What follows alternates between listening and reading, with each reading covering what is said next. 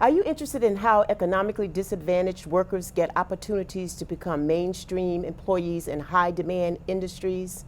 If that is your interest, you will want to tune in today as we introduce you to Blessed Ministries Incorporated and the powerful people behind the scenes. Stay with us. Flying high, flying on broken wings. Flying high, flying high, flying on broken wings. I'm flying high, flying on broken wings. I'm flying high,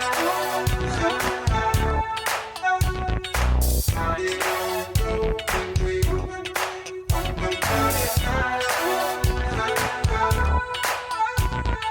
flying on broken wings. Today, we're here with Dr. LaCon, whose background includes a master's degree in Rehabilitation Counseling, a CRC, or Certification in Rehabilitation Counseling, and a PhD in Psychiatric Rehabilitation. Dr. LaCon has been a resident of New Jersey for 22 years, but is from Washington, D.C., where she refused to attend Howard University because she lived on the same street as the university and found it too close for comfort. Dr. LaCon, welcome to the show. Thank you for having me. How did Blessed Ministries get started? Wow, my goodness. So about 21 years ago, my husband and I, we were just friends at that time, and we were a part of a church, and we started a Bible study. And from that Bible study, we called it Blessed Ministries. But also during that time, my husband was a job developer in Manhattan, and he was one of the top job developers. Now, for those who don't know what a job developer is or what they do, basically they look for employment for their clients. So when we started the Bible study, it really launched into something else, a nonprofit. So that's how we started about 21 years ago in Brooklyn, New York. Wow, that's great. So what do you do there? So we are a workforce development agency. So what that means is we put people to work. And we work with various clients. So we work with parolees, those under the supervision of parole. We work with adults with disabilities. We work with teens with disabilities. We work with individuals receiving food stamps. Every type of, you can say, disenfranchised population we work with, which is really interesting because it goes in line with flying on broken wings. Everyone that comes through our door has some form of a broken wing, and they need our services to assist them. So basically what we do is we just put people to work. We assist them in skill building, things of that nature, writing resumes. We have case managers, work readiness trainer. I do some counseling if I have to, but yes, that's what we do on a day-to-day basis. Give us an example of a typical client that might come to you. Okay, so the typical client, I would say, is on parole. We work with a lot of sex offenders.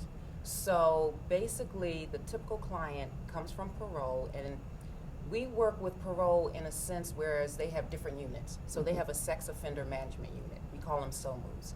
So the parole officer will call us, the client will come, we sit down with the client to see, first of all, where are they in terms of even their reading level, their reading ability, because they have to fill out applications and things of that nature. After they do that, we understand what their strengths are, because we're strength-based. So we look at their strengths, and then also we look at if they need any accommodations on the job, things of that nature. But for the most part, we look at their strengths, and then we have a pool of employers that we reach into, sort of like a job bank in a sense, that we reach into. And then from that, what we do is connect the person with the job. And that's pretty much a typical day. So do you have, when you say you reach into that bank and to pull these names, then that sounds like you have a bank of names. Is there a waiting list? It can be. It depends on the employer, because we have two types of clients. One client is the client that walks through the door, and then the other client is the employer. So say, for instance, if we're working with employer X, Y, and Z, they may say, Lisa, how many clients do you have? Because I have to fill these positions, because that's a part of the workforce development. It's increasing the workforce. So if they have 10 slots available, we have perhaps 15 clients, Mm-hmm. all 15 clients will apply for that job. Got you. Right, all 15 clients will apply for that job, and then we have to think about attrition. So if all of them apply, we know that some of them are not going to. Absolutely. Right, so it can be a waiting list. If all 15, you know, make it through, and so we're like, okay, so we only have 10 slots, you guys. So there's a waiting list for that position. However, if we're working with another employer with a similar type of skill set needed and things of that nature, we'll trigger those 5 to that employer. Now, those who are left over, do they tend to get impatient waiting, or do they just wait because they know it's going to happen for them? Well, typically what we do with those that are waiting, we put them into temp agencies Got you. so that they can keep up their work ethic, keep up a skill set, and then when they're ready to transition, they're ready. This is great because it sounds like once they get involved in your program, they get everything they need. Absolutely. And that's a wonderful thing. The other thing I want to ask about that, though, is you have employees and you have employers. So when the employers come to seek help, are you getting any pushback of any kind from the employer? No, absolutely not. What we do, they know who our clients are. So say for instance, we always tell our clients, you don't have to disclose anything to the employer. So whether you have a disability, you don't have to disclose. Whether you have a criminal charge, you do not have to disclose. The employer know that once they come to us, there's going to be something in Gotcha. that background. Right. And we also counsel our clients not to disclose on the job with peers and things of that nature because it's very stigmatizing. Of course it You know, is. to be working next to someone that's a sex offender, to be working alongside someone with a psychiatric disability, to be working alongside with someone that just got out of jail for murder. You know, so we basically counsel them also in that area so that they will know that it's not only about getting the job, but it's about keeping the job, yes, right. keeping the job Yeah. as well. Yeah, and you know, I can see something else that's important here too, and that is when you say that they don't have to reveal on their applications what their disability is That is or correct. what their criminal background is. That is correct. And the good thing is that it becomes important because many times people get a job and lose the job because Yes. they checked off no where it's asking these kinds of things, and Yes. when they find out later on that it was a lie, then the person loses the position. And we've had to advocate for our clients with that because what some companies will do, they will hire them temp position, they will work for 9 months, 6 months, and then as soon as they go to the full-time regular position, they'll do the background check. And then they're like, oh no, we can't. Be like, no. They did this Right. for a certain amount of time and they were very proficient, so you gotta hire them or else. And they knew Yeah, up front that the people Yeah, had well, a they didn't know up front for the most part. They knew that Okay. they had some type of issue. some kind of issue. Right, but they didn't know specifically what the issue was. And so you're saying that they cannot ask what that issue is? They cannot ask. Okay. No. So, okay. They cannot ask. So now you talked about these parolees, Uh-huh. and you know that there's somebody in our audience who is saying, well, parolees, or what's the difference in a parolee and someone who's on probation? Right. So what's the difference in probation and parolee? All right, so both of them are sentencing. The probation is, your sentence is being in the community, supervised by probation officers. Someone that's on parole actually served time in prison because there's also a difference between jail and prison. And what happens with someone that's on parole, they spend their time in prison and then they sit in front of a parole board and the parole board can say, okay, so now the supervision of you can take place outside the brick and mortar. So they come outside of the brick and mortar, but they're still under the Department of Corrections, being supervised by parole. So say for instance, some of our sex offenders, pretty much all of them, are on parole for life. So from the time they get out to the grave, they have an officer, a parole officer supervising them. And with our sex offenders, it's really, that unit is very, how can I say, they're always on point in terms of we have to notify them where they're working, we have to notify them if they're not working, because oftentimes they will come to your job and arrest, yes, they will arrest the person on parole because they're not supposed to be there. in terms Wow. of like working with children, being around children, and they went okay. into that. Oh yeah, New Jersey is very serious when it comes to parole. Well, we're glad that they're serious about it because we need to protect children. Yes, absolutely. But at the same time, if these people are in these positions and it's known that they're in this position, at least by your company, that that's why they're there, is there some kind of protective mechanism for them? Are they protected at all by your company, that is? Oh yeah, well, not liable in a sense, but they're protected in terms of we advocate for them. Okay. Right, so that person, he found that job on his own. We would never do that because we have the thorough assessment. Got you. Because when it comes to sex offenders, it's not always about children. So we had one sex offender that we worked with, a male, and he was attracted to young boys.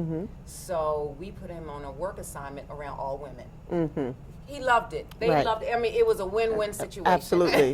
Absolutely. So yeah, that's right. how it works. Absolutely. Yeah, and this is also interesting. So when you talk about these same people that you're putting to work, so let's just say they've been in an employment now for maybe a year. What happens if they decide, well, I've been here, I'd like to move to the next place or next position or whatever? Do you have any of that where they actually move out of kind of sort of like graduate from where you are to talk about Yes. that? So we have some of our clients that go from, lower level in a sense to managerial positions. So when they do that, they may come back to us and say, you know what, I think I'm interested in this position. I have to interview for this position. What should I do? Can you help me with the interviewing process? So that's what we do. So yeah, definitely. Wow, this is great though that you all are doing this work. Oh yeah. So I love it. so it's not by accident that it's called Blessed Ministries, yes. right? Not at all. Not at all. But of course, as with any business, any company, any time you're trying to help anybody, there are always going to be some challenges. Yes. So what are some of the challenges that you all face? Oh, I would have to say it's working with some of our clients that really don't have the mindset to want to be employed. And it's very disheartening. They would rather perhaps engage in criminal activity. And it's really hard. We're working with a population that generationally they have been on welfare. So it's part of the generation, from generation to generation, and really trying to crack open that mindset that work is important and not government handouts per se. So that would be the challenging thing. Also, working with our youth with disabilities. What challenged me in every year when we work with the youth with disabilities is it's not the youth per se, it's the parents relying on that income and the check that they receive from the children. And man, I mean, they call our phone, is the check here, is the check here? So it's like, it's a little disheartening when we experience that, but So do you think that there's a way that perhaps in the training that you're providing that could be something that they're trained in, just how to manage their money, for instance. Yes. Once they get the money, Yes. they don't have to come to you and say, well, is the check coming, is the check coming, because we've managed it so it's going to last from point A to point Z during that. So do you do any of that? We do, we do. So with our youth and with most of our population, we have a work readiness training. So in that week, or could be 4 weeks or a week, depending on the contract, we have financial literacy. So we talk about savings, we talk about opening a bank account, and that's what we like to do also, have our clients open up a bank account. So they open up a bank account, learn about savings, learn about other things instead of just getting your money, your check, going to buy sneakers. So basically that's, we do offer that, but again, because the work readiness training is only a week long, we're combating with years of a mindset. Absolutely. Versus a week or 4 weeks of, so that's the challenging Right, part. and so we know it takes much longer to unteach Yes, something right. or unlearn something than it does to learn it. Exactly. Well, when we come back, we're going to continue this conversation, and we're going to talk to Dr. LaCon a little bit about what she would like to get out of her audience. Stay tuned. Flying on broken wings. Flying high,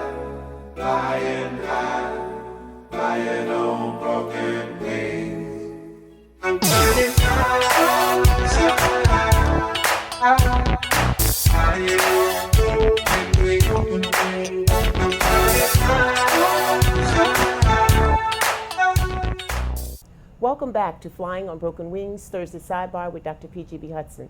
I'm your host, Dr. Phyllis Bivens Hudson for RLS Media. And we're here with Dr. Lisa LaCon and Blessed Ministries talking about the workforce. Welcome back, Dr. LaCon. We've had a very interesting first segment talking about the workforce and those who are either marginalized in our society and how they are being re-entered into the society. And so this is very interesting. I'm sure our audience is going to love to at least look at the replay on this. But in addition to that, we know that there's some really good things coming out of this. Can you talk to us a little bit about some of those great things that we know are happening with Blessed Ministries? Absolutely, absolutely. Some of the wonderful things that we are very proud of are outcomes.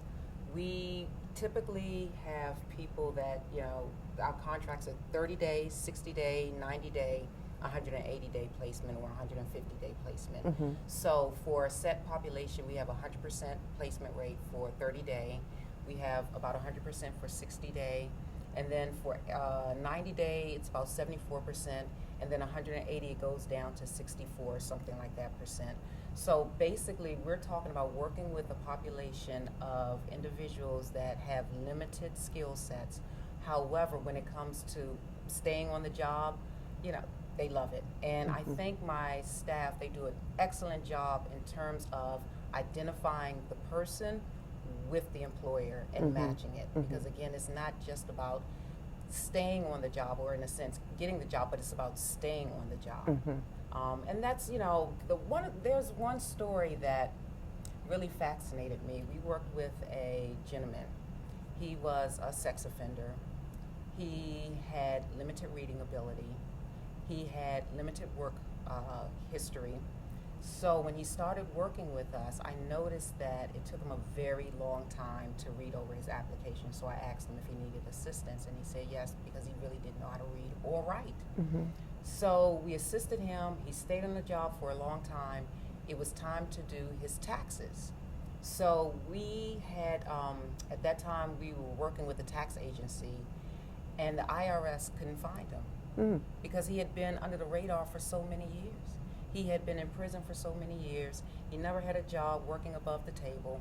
So it took the IRS, I would say, about almost a month to find him.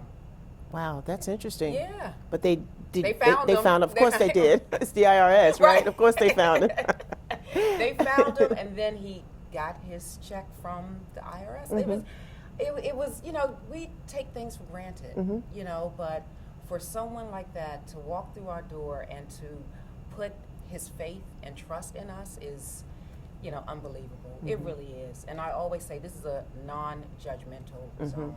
So that word blessed is very appropriate. It speaks to everything that you all are doing. Yes. Let's talk about demographics. We've heard you talk about males. We've heard you talk about the workforce. We've heard you talk about all of those kinds of things that go on, the application process, employers, and so forth. But let's look at the demographics. Okay. Are there males, females, black, white? Let's talk about that a little bit. Male, females. We don't have a large female population. Most of our female population, believe it or not, comes from, we have a contract with the Department of Labor working with opioids, anyone impacted by opioids. So that's where our large population of females, as well as working with the Division of Vocational Rehabilitation Services. That's DVR, working with our adults with disabilities. That's a large population also of females.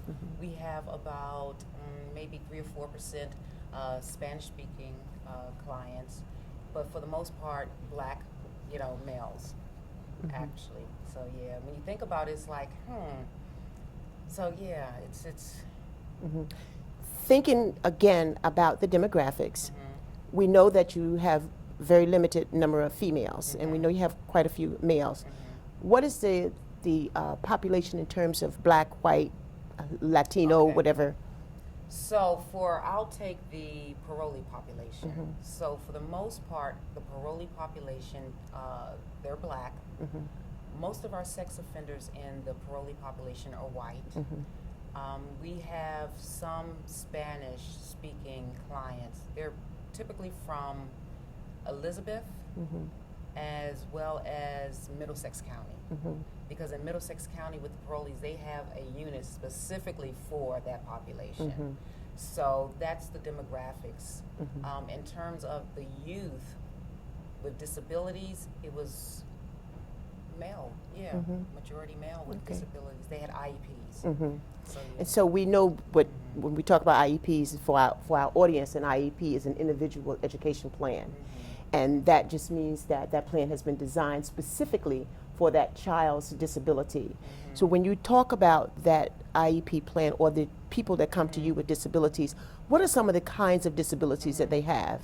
So the adults come to us, they may have psychiatric disabilities, schizophrenia, bipolar, the youth learning disabilities, emotional disorders, some developmental disabilities as well. So those are pretty much the things, psychiatric disabilities including schizophrenia, bipolar for our youth, learning disabilities, emotional disorders, as well as developmental disabilities. So you get a lot of use out of your degrees. Absolutely, yes, absolutely. And then also we have some with physical disabilities. They may not be able to ambulate, so they're in a wheelchair. We work also, not a lot, but we used to work with deaf population. So, yeah. Well, at this point, I'm going to ask you to ask, if you had to ask your audience for some kind of support, look into the camera and tell the audience what that support might be. One of the things I would think about is a lot of our clients don't have workplace attire. So we are always seeking donations for our clients to purchase boots, clothes, ID, government issued ID, because the truth of the matter is you cannot get a job above table without a government issued ID. And unfortunately, all of our grants don't cover that.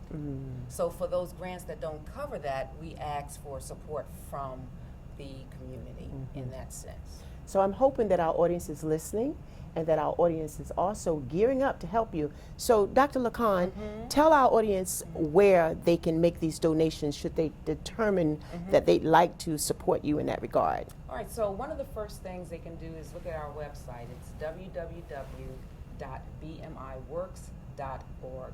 Again, that's www.bmiworks.org.